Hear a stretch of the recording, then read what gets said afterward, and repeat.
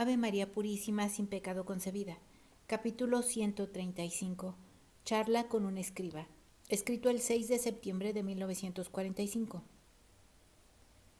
Cuando Jesús pone pie en la ribera derecha del Jordán, a 1,5 kilómetros o tal vez más de la pequeña península de la Tariquea, allí donde todo es verde porque el terreno, aunque seco, tiene mucha humedad que mantiene las plantas vivas, si bien no muy gruesas, encuentra mucha gente que lo está esperando.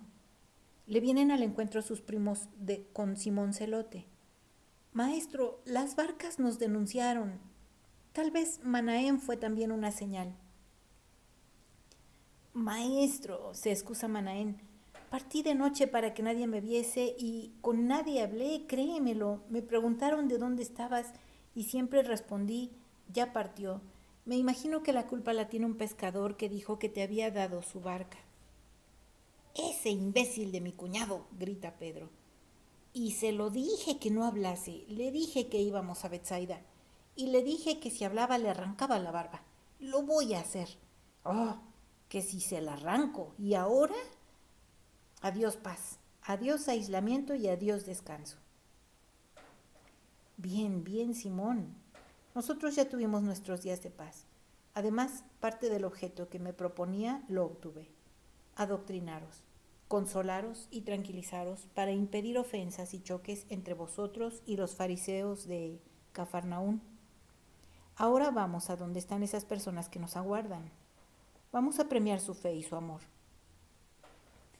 ¿Y ese amor no es acaso algo que nos consuela?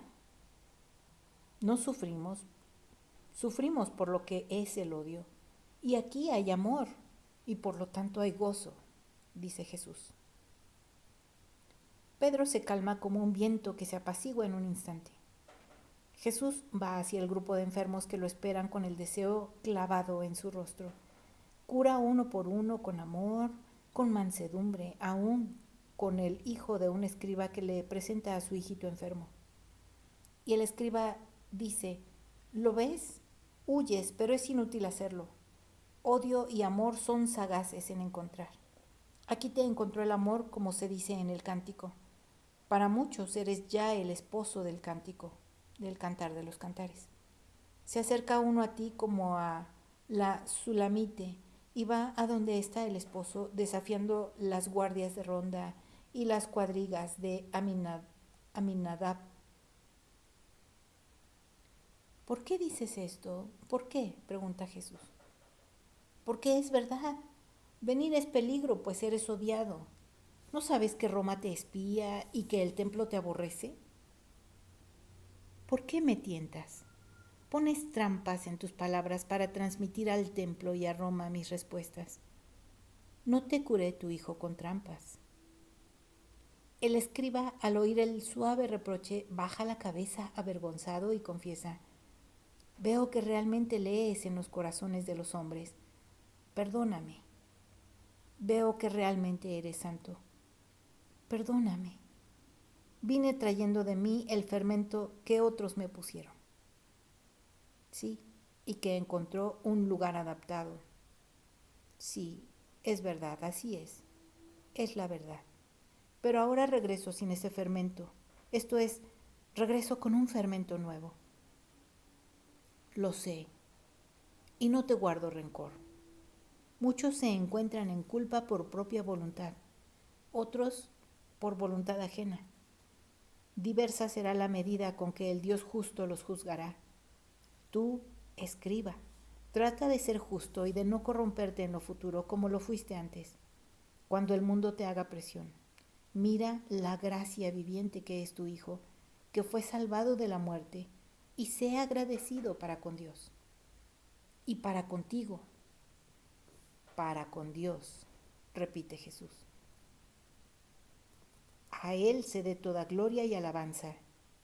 Yo soy su Mesías, y soy el primero en alabarlo y glorificarlo, el primero en obedecerlo, pues el hombre no se envilece honrando y sirviendo a Dios en verdad, se envilece sirviendo al pecado. Dices bien, ¿siempre así hablas? ¿Para todos? Para todos. Hablé yo a Anás o a Gamaliel, o hable al mendigo leproso que está en la vera del camino, siempre digo las mismas palabras, porque la verdad es solo una. Habla entonces, porque todos estamos aquí mendigos de una palabra tuya o de una gracia tuya. Hablaré para que no se diga que tengo prejuicios con el que es sincero en sus convicciones. Muerte eran las que tenía yo, pero es verdad, era sincero en ellas. Creía yo servir a Dios, combatiéndote. Sí, eres sincero, y por eso mereces comprender a Dios, que no es mentira, pero tus convicciones no están todavía muertas totalmente. Yo te lo digo, son como una grama que se quema. Por arriba parece muerto, pues es duro el fuego, pero las raíces están vivas. El terreno las nutre, el rocío las ayuda a profundizarse más y a echar nuevos retoños. Es necesario vigilar para que esto no se repita, o de otro modo, te verás nuevamente invadido en la grama. Israel es duro para morir. ¿Cómo debe morir Israel? ¿Es una planta mala? Debe morir para resucitar. Ah, ¿una reencarnación espiritual?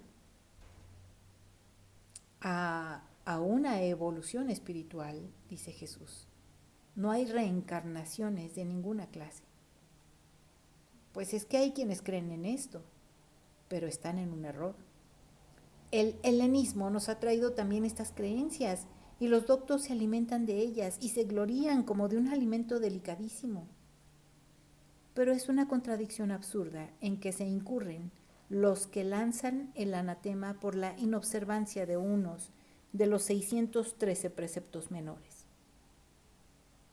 Es verdad, pero las cosas son así. Agrada imitar lo que más se odia. Entonces, imitadme, pues me odiáis. Y sí, sería mucho mejor para nosotros. El escriba se esfuerza en sonreír ante esta salida inesperada de Jesús.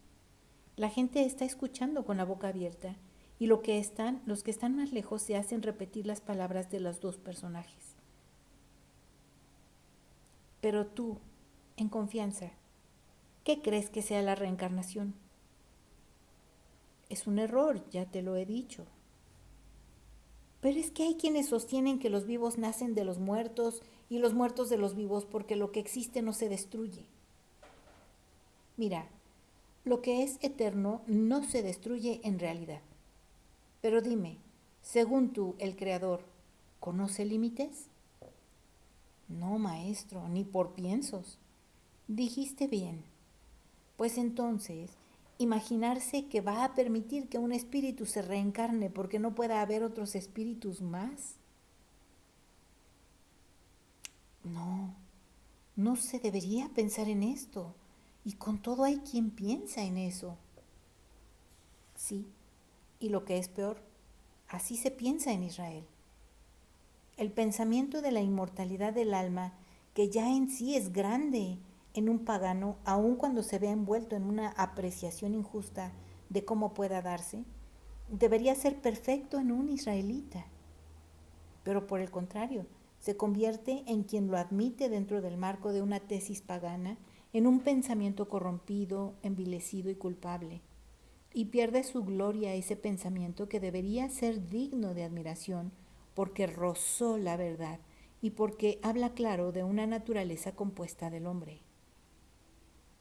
Una gloria que tiene en el pagano por esta intuición suya de una vida perenne, de ese misterio que se llama alma y que nos distingue de los animales. No solo perdería gloria, sino se empequeñecería, porque al conocer la divina sabiduría y al Dios verdadero, se hace materialista aún en cosas altamente espirituales. El espíritu no transmigra, sino del creador a la existencia y de ésta al creador, ante quien se presenta después de la vida para que se le juzgue digno de vida o muerte. Esta es la verdad. Y a donde se le envía, allí se queda, para siempre. O sea que no admites el purgatorio. Sí. ¿Por qué lo preguntas? Dice Jesús. Pues porque dijiste, a donde se le envía, allí se queda. El purgatorio es temporal. Exactamente. El decir vida eterna lo introduzco en este pensamiento. El purgatorio es ya vida, amortecida, ligada, pero siempre vital.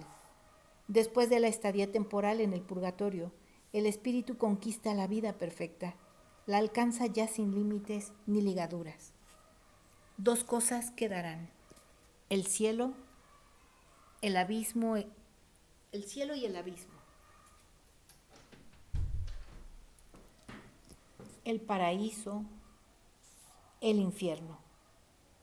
Dos categorías: los bienaventurados, los condenados. Pero de los tres reinos que ahora existen, ningún espíritu volverá a revestirse de carne sino hasta que llegue la resurrección final, que terminará para siempre con la encarnación de los espíritus de los cuerpos, de lo inmortal en lo mortal. De lo eterno, ¿no? Eterno es Dios. La eternidad consiste en no tener principio ni fin. Esto es Dios. La inmortalidad consiste en seguir viviendo desde el momento en el que se empezó a vivir, y esto es el espíritu del hombre. He aquí la diferencia. Es que tú dijiste vida eterna. Exactamente. Desde que uno es creado a la vida, puede, por el espíritu, por la gracia y por la voluntad, conseguir la vida eterna, no la eternidad. Vida presupone principio. No se dice vida de Dios, porque Dios no tuvo principio. ¿Y tú? Yo viviré porque también soy hombre, y al Espíritu Divino uní el alma del Cristo en cuerpo humano. Dios es llamado el que vive. Sí, así es. No conoce la muerte. Él es vida, vida inagotable. No vida de Dios, sino vida. Solo esto. Son minucias, oh escriba, pero es en las minucias donde se esconde la sabiduría y la verdad. ¿Y hablas así a los gentiles? No así, ellos no entenderían. Les muestro el sol como lo mostraría un niño que ha sido ciego y corto de inteligencia, y que curado milagrosamente junto con la vista, recibió su normal capacidad intelectual. Como un astro, sin meterse a dar mayores explicaciones. Pero vosotros de Israel no sois ni ciegos ni cortos de inteligencia. Hace siglos que el dedo de Dios os abrió los ojos y despejó vuestra mente. Es verdad, maestro, y sin embargo somos ciegos y cortos de inteligencia. Os habéis hecho así. No queréis el milagro del que os ama. Maestro, es verdad, escriba. Este baja la cabeza y calla. Jesús lo deja y sigue avanzando. Al pasar cerca de Marciam y del hijo del escriba, que están jugando a piedritas de colores, los acaricia. Más bien que a predicar, se pone a conversar con este o aquel grupo, y en medio de la charla resuelve dudas, aclara ideas, resume o explica dichos o conceptos que alguien tenía por absolutos. Y así pasan las horas. El Señor te bendiga y te guarde, haga brillar su rostro sobre ti y te conceda su gracia. Que el Señor vuelva su rostro hacia ti y te conceda su paz.